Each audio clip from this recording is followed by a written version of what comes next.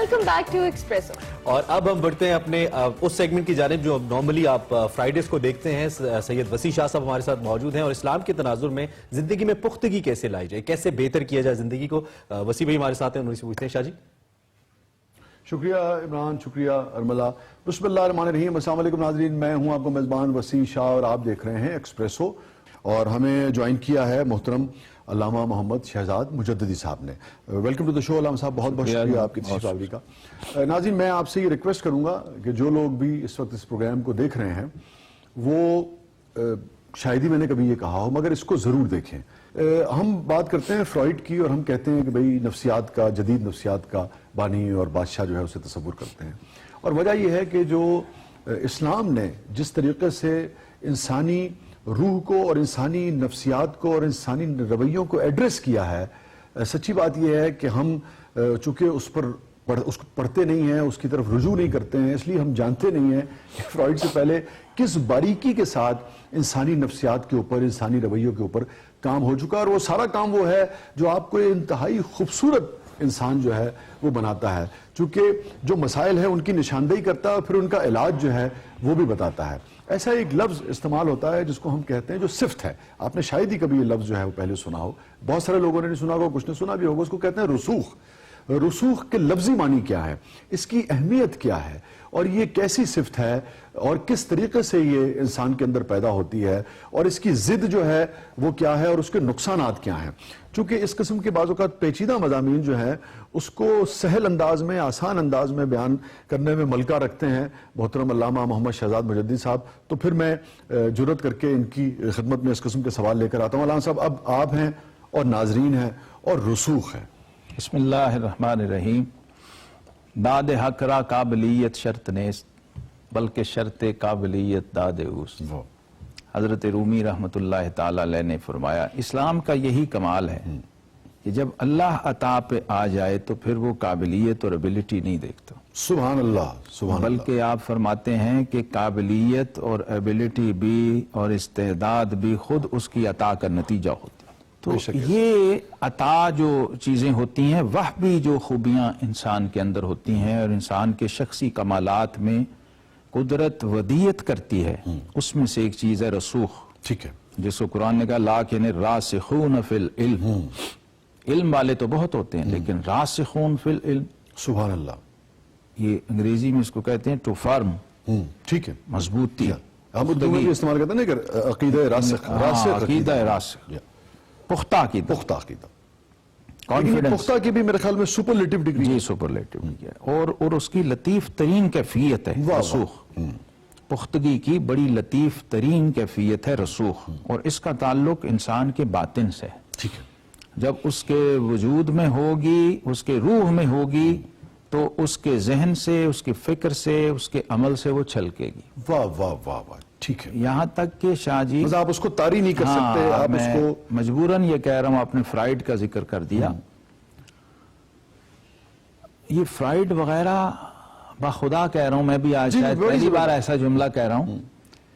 یہ اور ساری فرائیڈیت جتنی بھی ہے مل کے بھی اس کی ابجد کو نہیں پہنچ سکتی ہے, کیونکہ یہ یونیورسل ٹروتھ ہے کہ جس نے جو چیز بنائی ہو, جو کسی چیز کا خالق ہو, وہی جانتا ہے کہ اس کا ڈیزائن کیا ہے. ایک ہوتی ہے مینوفیکچرنگ, ایک ہوتی ہے کریشن. اس میں بڑا فرق. سبحان اللہ, سبحان اللہ. انسان اللہ کی پروڈکٹ نہیں ہے, اللہ کی تخلیق کیا گیا, ترتیب نہیں کیا. تو انسان سے بھی زیادہ جو ہستی انسان کو جانتی ہے وہ ذات پروردگار ہے. تو اس ذات ذوالجلال نے انسان کے بارے میں جو بات کہہ دی ہے بس وہ حتمی ہے اور وہ آخری بات ہے اور وہی حقیقی بات ہے.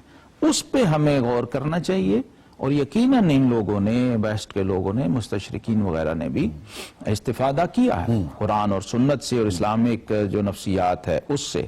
نبی رحمت امام الانبیاء والمرسلین صلی اللہ علیہ وسلم منبع ہیں رسوخ کا, کیونکہ بارگاہ الہی سے تو وہ ودیت ہوتا ہے نا, کہ اگر کسی نے رسوخ کو دیکھنا ہو تو وہ نبی کریم صلی اللہ علیہ وسلم کی سیرت کو مطالعہ کرے. ٹھیک ہے, اچھا, یہ رسوخ ایسی چیز ہے, یہ کوئی ایک جزوی یا ایک ایسی انڈیویجول چیز نہیں ہے کہ اسے آپ کسی ایک آدھ دائرے میں اپلائی کر سکتے ہو. ٹھیک ہے, یہ رسوخ اوورآل آپ کی پوری زندگی میں کار فرما ہوتا ہے اور ساتھ ساتھ چلتا ہے. اور آپ کہہ رہے ہیں کہ یہ اس کا سفر جو ہے وہ باطن سے ہے, باطن سے, اور اس کا عملی مظاہرہ جو ہے وہ پھر ظاہر میں آتا ہے. مگر تب ممکن ہے جب باطن میں ان پوری طریقے ایکشن سے وہ آئے گا آپ کی فکر کی شکل میں, کبھی آپ کی گفتگو کی شکل میں, کبھی آپ کے عمل کی شکل میں, یہاں تک کہ میں یہ مجبوراً کہہ رہا ہوں کہ بعض دفعہ کسی مس بیہیو میں اور کسی گناہ میں اور کسی غلط معاملے میں بھی اگر آپ پڑ گئے, منفی رویے میں بھی آپ پڑ گئے ہیں, تو رسوخ آپ کو وہاں بھی سپورٹ کرتا. واہ, وہ کیسے, تھوڑا سا اس کو رسوخ جو ہے وہ آپ کو کم از کم اس کے غلط اور صحیح ہونے کا شعور فراہم کر دیتا. واہ واہ واہ, وہ جو سو رڑک کہتے ہیں, رڑک پیدا کرتا ہے, اور وہ ایمان کی نشانی ہے. وہ ایمان کی نشانی ہے, وہ آپ کو رڑ کے, ایمان جو ہے وہ آپ کو کھٹ کے آپ کے سینے میں, اور یہی آپ صلی اللہ علیہ وسلم نے فرمایا تھا صحابی کو کہ مومن ہونے کی نشانی ہے کہ راحت دے تمہیں خیر, نیکی, بھلائی, اور جو گناہ ہے وہ تمہیں کھٹ کے. اس کھٹک میں سب سے زیادہ امپورٹنٹ رول جو ہے وہ رسوخ کا ہے جب وہ آپ کے اندر ہو. اگر نہیں ہوتا تو پھر اتنی ہی کمزور کھٹک آپ کے اندر پیدا ہوتی ہے. ٹھیک ہے. اچھا, اس کا مطلب یہ ہوا کہ یہ صرف خیر میں ہی کام نہیں دے رہا ہوتا, آپ کو شر کے امور میں بھی کام دے رہا ہوتا, اور ڈھال کی طرح آپ کے ساتھ ہوتا ہے. یہ رسوخ جو ہے سمجھ لیں کہ ایک ٹونک ہے بہت بڑا, سبحان اللہ, انسانی شخصیت اور انسانی نفسیات کے لیے. اس کو ڈیولپ کرنے کے لیے, اس کا حصول کے لیے, اس میں اس کو پوری طرح سے طاری کرنے کے لیے, یا اس میں پوری طریقے سے انوالو ہو جانے کے لیے کیا یعنی کہ رسوخ کو آپ پالش کر, پہلے تو ڈسکور کرنا پڑتا ہے. پہلا سٹیپ یہ ہوتا ہے کیونکہ آپ کے اندر ہوتا ہے کہیں نہ کہیں, آپ کی روح میں, ہر شخص میں ہوتا ہے. آپ نے اس کو ڈسکور کرنا ہے اپنے لیول پہ. آپ جس بھی شعبے سے آپ وابستہ ہیں اس سبجیکٹ کے اعتبار سے اپنے اس کو ڈسکور کرنا ہے کہ ایک ڈاکٹر کا رسوخ کیسا ہوتا ہے, ایک انجینئر کے اندر رسوخ کیسا ہونا چاہیے, ایک مجاہد کا رسوخ کیسا ہے, ایک اسکالر کا, ایک مبلغ کا رسوخ کیسا ہے, ایک لے مین عام سادہ آدمی کا, اس کے اندر ایک مسلمان ہونے کے ناطے ایک رسوخ کیسا ہے, ایک عالم اور راسخ فی العلم عالم میں کیا فرق ہے. وہ ہے اسکالر ہے لیکن وہ راسخ فی العلم نہیں ہے. ٹھیک ہے. تو یہ ایک ایسی خوبی ہے کہ پختگی کی انتہا پر ہے, یا یہ کہ پاسبلی جیسا ہونا چاہیے وہ وہاں ہے, اور اس کے اندر بھی ارتقاء ہوتا ہے. راسخ فی العلم جو ہے اس کے اندر بھی ارتقاء کی گنجائش ہوتی ہے, وہ تو ہمیشہ رہتی ہے. تو کم از کم یہ ہے کہ آپ فرق کر سکتے ہیں چیزوں میں کہ میں نے ایک ڈاکٹر کو دکھانا ہے یا ایک اچھے اسپیشلسٹ ڈاکٹر کو دکھانا ہے. تو ہر کوئی چاہے گا کہ میں ایک راسخ نالج کو دکھاؤں, اس سے علاج کرواؤں. میں نے دین پوچھنا ہے تو میں ایک ایسے ہی جیسے مولوی صاحب سے مرضی پوچھ لوں, یا میں ایک راسخ علم عالم سے پوچھوں تاکہ مجھے کوزے میں دریا بند کر کے دے دے اور کم از کم میرے مسئلے کو حل کر.